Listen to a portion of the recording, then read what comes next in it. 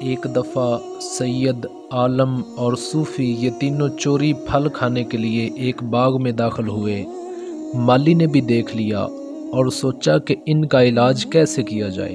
اس نے خوب استقبال کیا اور کہا، آج ایک سید کا مبارک قدم میرے باغ میں آ گیا ہے، یا اللہ تیرا شکر ہے۔ قیامت کے دن سادات کے جھنڈے تلے کھڑے ہوں گے اور ساتھ میں ایک عالم دین جو انبیاء کے وارث ہیں، اور پھر صوفی۔ مالی نے صوفی سے کہا، جاؤ سید صاحب کے لیے اور عالم کے لیے چارپائی لے کر آؤ۔ وہ چلا گیا۔ پیچھے سے مالی نے سید اور عالم کو اور مکھن لگایا اور کہا، آپ کا تو حق ہے، باغ ہی آپ کا ہے، لیکن یہ صوفی کا کیا کام تھا میرے باغ میں آنا؟ جب صوفی چارپائی لے کر آیا تو مالی نے اس کی خوب پٹائی کی اور صوفی کو مارا پیٹا کہ صوفی تو وہ ہوتا ہے جس کا دل صاف ہو، اور تم لوگوں کے پھل چوری کرتے ہو۔ وہ بھاگ گیا۔ پھر مالی نے عالم کو بھیجا کہ سید کے لیے پانی لے کر آؤ۔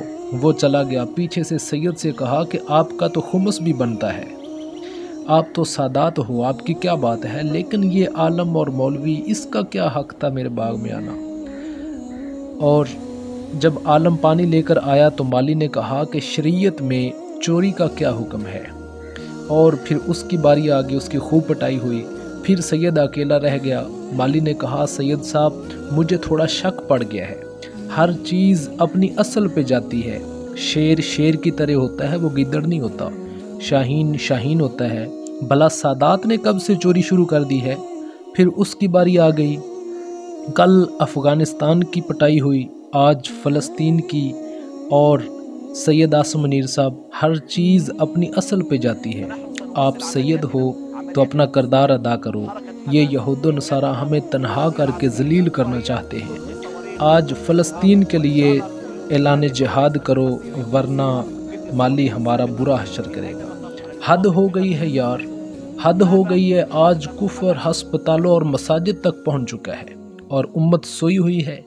آج امت مل کر بیت المقدس کے لیے کھڑی ہو جائے، ورنہ خدا نہ خواستہ بات بیت اللہ تک پہنچ جائے گی اور مالی ہمارا برا حشر کرے گا۔